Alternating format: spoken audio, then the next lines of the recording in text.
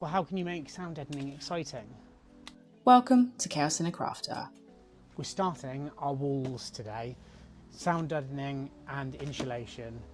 Now the products we've decided to use are the Dodo Mat Hex. This is the middle weight sound deadening. Sound deadening works by reducing the vibrations on panels to hopefully make them sound less boomy in the wind. Obviously back of vans aren't designed for people to sit in. You can get a thicker, heavier duty version of this, but on a long wheelbase van it would add an enormous amount of weight. So we've decided to go for the middle of the road option, which is the Hex. You want to aim for somewhere between 30 and 60% panel coverage, which will give you enough to dampen the panels but without adding too much weight. We've already done a lot of it and we've probably gone overboard. We're then going to be putting in some Dodo Mat Thermoliner.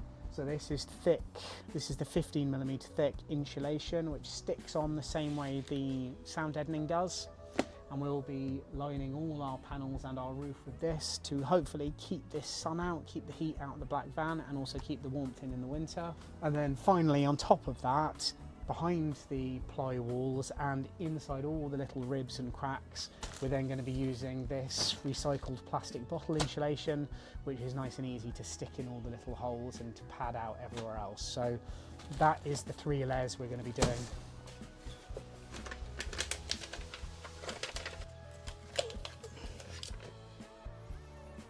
It's essentially the same stuff that we used for our fan to build up the layers. It's just butyl, that's all it is. Now, any brand will do. The reason why I went with Dodo is because it's formulated to give off less horrible fumes. Eventually, especially in a hot van, especially in a black van, the butyl will give off fumes, and because it is made of oil, essentially oil, that can be quite dangerous. So rather than having to air it out, Dodo releases less fumes than other brands.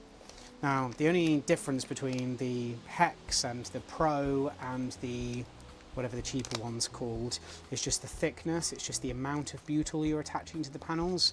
Now generally, the more weight you add to the panels, the less noise, the less vibration there will be, but the more weight you add to the panels, the more weight you add to your overall van. So this was kind of the halfway house to try and deaden the sound as much as possible without adding too much weight to the van. And we want to focus on the larger panels which vibrate more, the wheel arches which vibrate more, and the ceiling, because that will deaden noise from rain landing on it. You can deaden the floor, but because there's going to be a lot of weight already added to the floor, it's not essential. First cut, stuff is sharp. And these just come in self-adhesive sheets, which makes them nice and easy to stick on. And the panels can be quite sharp, especially on these edges where the foil covering is. So you can buy these little rollers in 2 different sizes to just help you stick it on properly without having to take the risk of cutting your finger. I've already cut my thumb once and I've only gotten the first sheet out of the box.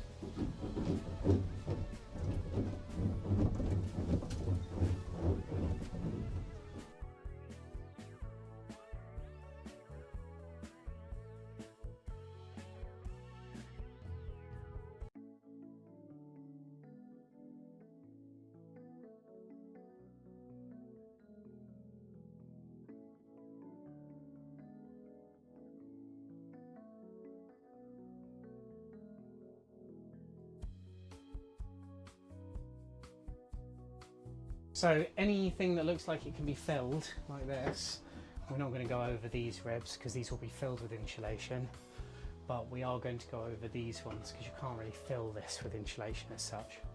So this big box work won't be filled, or won't be covered, it will be filled, and these ones will be covered. I'll just curve the corners slightly.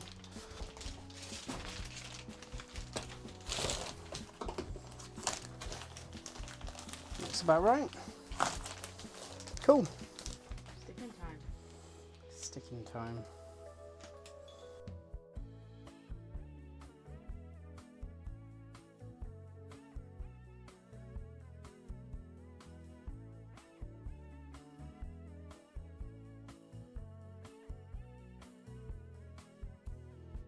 Insulation isn't an exact science. It's about marginal gains. It's about doing the important bits. Now, I think that's part of the reason we've chosen not to go for a vapour barrier. There's a big argument online about vapour barriers and whether or not you should try and seal your camper van in or let it breathe. If we lived in a perfect world, a vapour barrier is a good idea because we want to keep the moisture away from metal. However, we don't live in a real world. No matter how hard you work to fill up and tape up all the gaps, there will be a little hole somewhere which allows moisture in, and then once it's in, it won't be able to escape. So we've decided not to do a vapour barrier. Ventilation is more important, frankly, to condensation than trying to prevent the moisture existing in the first place.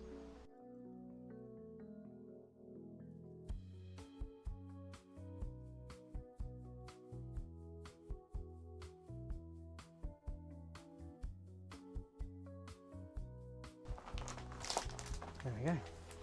Job done. Finished. I was just waiting for it to fall out and hit me on the head, but it hasn't. It stayed up. Now let's get cracking on over here then, I guess. Because you can fill this with loads of fluff, it will have fluff in it. Okay. You can stuff the fluff down into all these little holes. And then you just leave it loose? Yeah. So after this, I need to run my cables, and then we do the fluff. I think you want your cables in front of the fluff. Well, ideally you do, but the problem is that I need to run a cable through ribs and stuff. You can't stuff it full of fluff and then try and run the cable through, can you?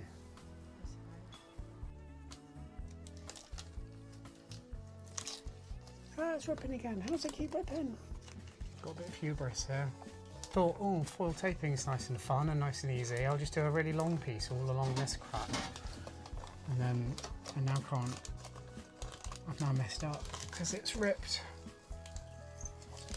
I know, it's working.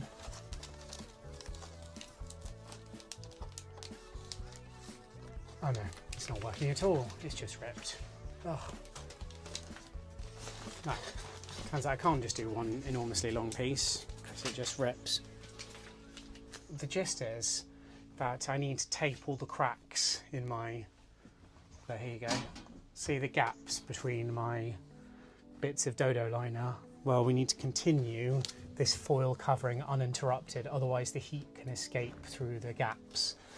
So we just need to essentially foil tape over them to recreate this gap. It's fluffy stuffing time. Can I feel it? Oh, that's going to be, you can feel it. Oh, fluffy installation. Fluffy installation. It's not installation, there's no turt in it. I mean, she's not wrong. What? Are you not doing a fluffy installation right now? I suppose technically I'm installating something. Yeah, look, see, you can watch it go up through the holes. You can literally see, as I push it up, the holes. Can you see? Yeah. I can literally take it all the way to the very top. Brilliant. Now we'll just get another piece and another piece. Don't sit on this, please. You'll flatten it.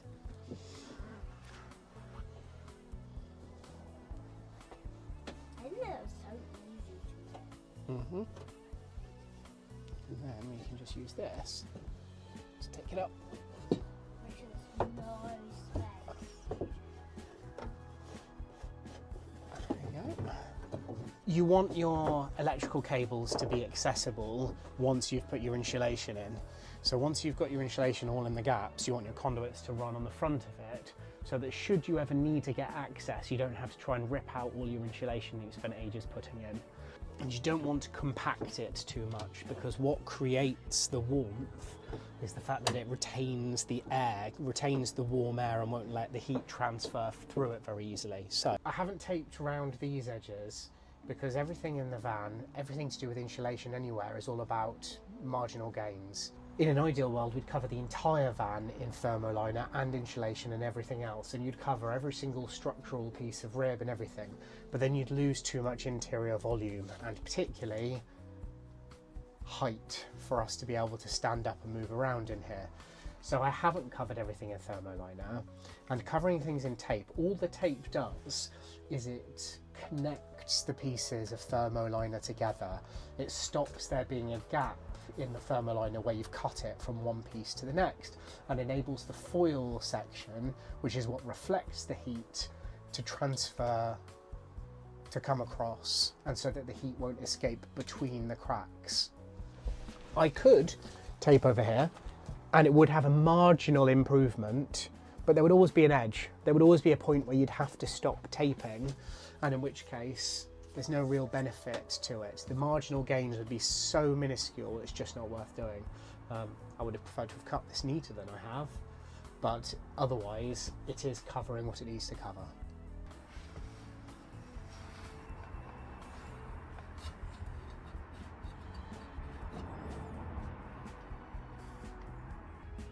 I'm not very good at this. It's been noticed. The next job is to put the insulation, the fluffy stuff, on the big panels where we need to spray it in. So I've already started doing a little bit, and obviously where it can be just tucked in, we've tucked it in, but now I need to use spray adhesive, and I've got some high temperature trim fix adhesive. So this is designed for use in automotive applications, and it's just literally as simple as spray it on horizontally on one surface, and then I'll spray it vertically on the insulation itself, and then stick it into place. But safety first, we want to make sure that I'm not breathing in any of these fumes. And I've got all the windows and doors open on the van anyway to give as much ventilation as possible.